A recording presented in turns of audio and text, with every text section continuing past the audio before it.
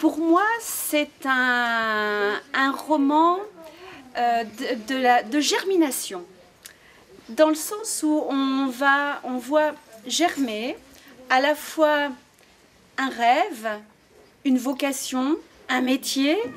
un peu comme va germer un grain de blé, c'est-à-dire qu'on sème en automne, il faut l'hiver avec la neige, le gel, avec tous les intempéries, pour qu'après, au printemps et en été, ça prenne toute sa force. Gilles Laporte était l'invité samedi 23 mars des jardins de lecture de la médiathèque Victor Hugo, puis de la librairie Le Neuf dans l'après-midi pour une séance de dédicace.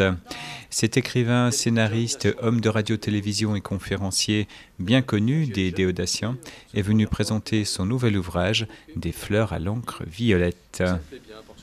C'est l'histoire de quelques Vosgiennes et Vosgiens qui vivent de 1873 à 1923 et qui traversent cette période bouleversée, convulsive de notre pays, période au cours de laquelle se manifestent des antagonismes forts,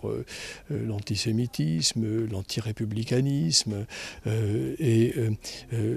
au cours de laquelle on vit aussi la puissance montante de la Prusse qui veut absolument régner sur l'Europe. Donc cette famille est complètement prise dans les nœuds de cette histoire-là et elle va les vivre à sa manière, une manière qui est une manière très, très républicaine puisqu'elle va se consacrer presque essentiellement, je dirais presque, à la création de l'école de la République. Alors ça demande un travail de documentation important d'écrire ce type de roman.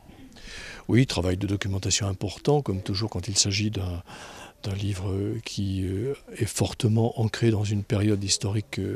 très, très, très intéressante. Et puis aussi un travail de repérage sur le terrain, de prise de contact avec des gens du pays qui ont souvenir de s'être entendus raconter des histoires par leurs anciens. Tout ça est très important pour faire en sorte que cette histoire soit profondément enracinée en même temps qu'elle soit profondément authentique aussi. Puis là, aujourd'hui, vous animez un jardin de lecture à la médiathèque. C'est important pour vous de rencontrer vos lecteurs ? Très important de rencontrer les lecteurs, très important d'échanger avec eux, avec ceux qui ont déjà lu le livre, ceux qui ne l'ont pas encore fait mais qui vont le faire, parce que c'est aussi le moment de développer les idées sous-jacentes, de développer le thème que j'ai voulu traiter, et puis de mettre l'accent sur quelques aspects qui sont des aspects fréquents dans mes livres, comme par exemple la place de la femme dans la société, comme par exemple aussi la force de ce qu'est notre devise républicaine, liberté, égalité, fraternité. Donc la place de la femme, mais mes héros sont presque toujours des héroïnes, c'est encore le cas dans ce roman. Et puis cette